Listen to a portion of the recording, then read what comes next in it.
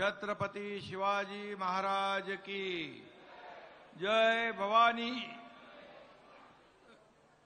पत्रकार बांधव जर थोडे खाली बसले तर माझ्या बहिणी सगळ्या दिसतील मला। थोडं थोडं थोडं ऍडजस्ट केलं तर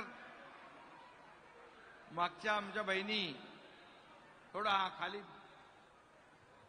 इकडचे पण, इकडे भाऊ आहेत खाली बसलेत माग, पत्रकार भाऊ पण आहेत, माझे लाडके पत्रकार भाऊ आहेत।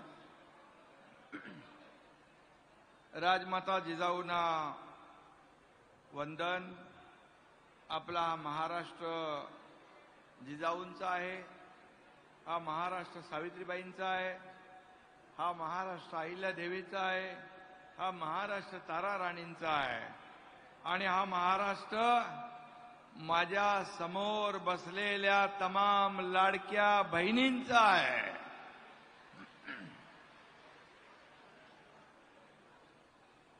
माझ्या लाडक्या बहिणींचा अथांग सागर इथं पसरला आहे आणि मी येताना पाहिलं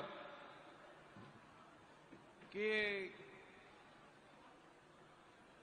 जो उत्साह, जे प्रेम माझ्या लाडक्या बहिणींच्या डोळ्यामध्ये पाहत होतो, खरं म्हणजे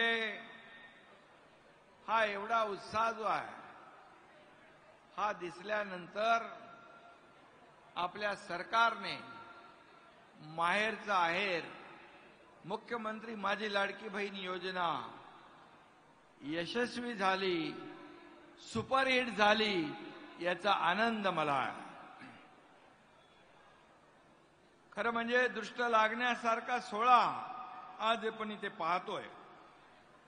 आज मी आहे, देवेंद्रजी आहेत, अजितदादा आहेत, आम्हा तिघांचाही एकच उद्देश आहे, या लाडक्या बहिणींच्या जीवनामध्ये चांगले दिवस आणणं।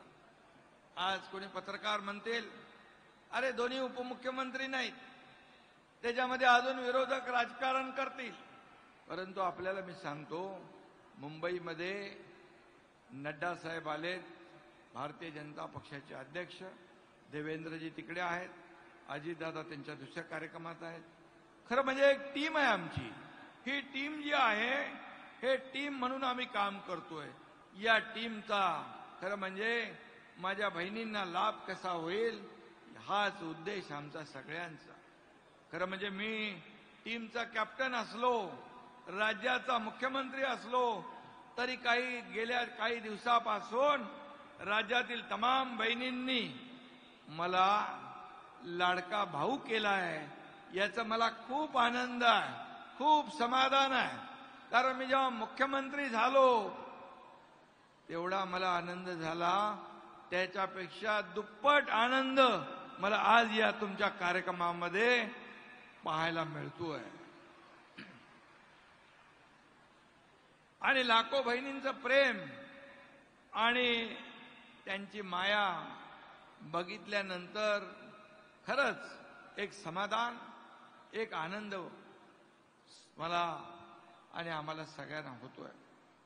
तानाजीराव येत असताना, आम्ही ज्ञानराज होता, तानाजीराव होते, पाहिलं येताना अगदी रॅम्पवरून येताना ज्या माझ्या बहिणींची लगबग पाहिली, राखी बांधायचा उत्साह पाहिला, त्यांचा स्वागत करण्याचा उत्साह पाहिला आणि खऱ्या अर्थाने एक मन भरून आलं की आपण जे केलं ते सार्थकी लागलं। कारण शेवटी या सर्वसामान्य माझ्या बहिणी ज्या आहेत, काही लोक म्हणाले तुम्हाला तुमच्या खात्यामध्ये 3000 रुपये रक्षाबंधनच्या अगोदर सगळ्यांच्या आले खात्यामध्ये पैसे? खात्यात पैसे आले त्यांनी हात वर करा। आता तुम्हाला सांगतो, ज्यांच्या खात्यात पैसे आले नाही त्याचा 30 सप्टेंबर पर्यंत आणखी आपण मुदत वाढवली आहे आणि तोपर्यंत आपल्याला अर्ज भरण्याची मुभा आहे। काळजी करू नका। माझ्या लाडक्या बहिणी ज्या सगळ्या योजनेला पात्र आहे या वंचित राहणार नाहीत, त्या सर्वांना ही योजना, या योजनेचा लाभ मिळेपर्यंत ही योजना सुरू राहील, काळजी करू नका. काही लोक म्हणाले, खरं म्हणजे आज मला खऱ्या अर्थाने आनंद आहे. तुमच्या चेहऱ्यावरचा आनंद, तुमच्या चेहऱ्यावरचे भाव, तुमच्या चेहऱ्यावरच्या भावना हेच माझं टॉनिक आहे. आणि मग मी किती काम केलं, 24 तासातले 18 तास, 20 तास, 22 तास काम करून सुद्धा सगळ्या माझ्या लाडक्या बहिणी, इकडे लाडके भाऊ पण आहेत, आणि गर्दी पाहिली की मला ऊर्जा आणि प्रेरणा येते. काम करण्याचा उत्साह माझा डबल होऊन जातो. हेच माझं खऱ्या अर्थाने ऊर्जा आणि टॉनिक आहे. आणि म्हणून मी आपल्याला एवढंच सांगतो, तुम्ही या लाडक्या भावांच्या पाठीशी अशाच खंबीरपणे उभ्या राहा. बिलकुल टेन्शन घेऊ नका. सगळ्या लाडक्या बहिणींची साथ देणारा हा एकनाथ आहे, हे देखील मी या ठिकाणी सांगू इच्छितो. यापुढे दर महिन्याला तुम्हाला 1,500 रुपये मिळणार म्हणजे मिळणार.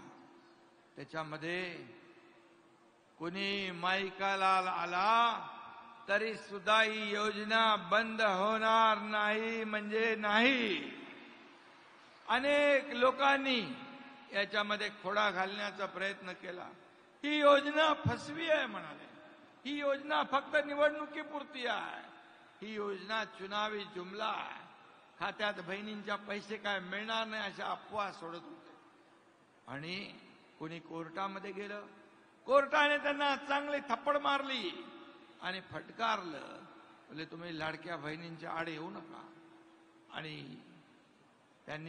ज्यांनी खोडा घातलाय, माझ्या बहिणींना एवढंच माझं म्हणणं आहे, ज्यांनी या योजनेत खोडा घातलाय त्या दुष्ट सावत्र भाऊंना तुम्ही जोडा मात्र योग्य वेळी दाखवा. कारण तुम्हाला 1,500 रुपये आम्ही दिले याची पोटदुखी का? कारण ते म्हणाले 1,500 काय मिळते?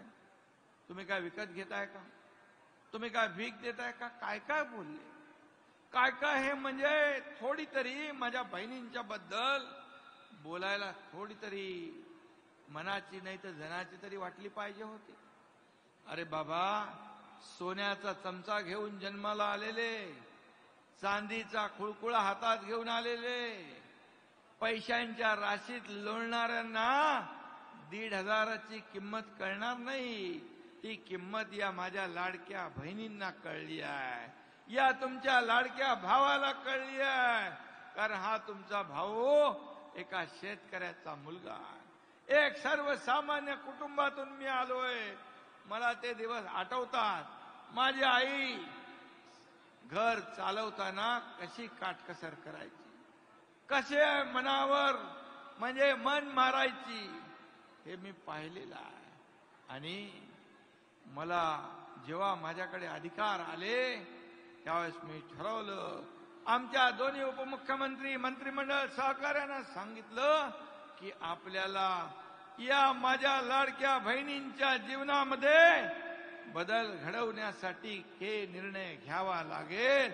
आणि तो आम्ही घेतला. आज 1,500 रुपये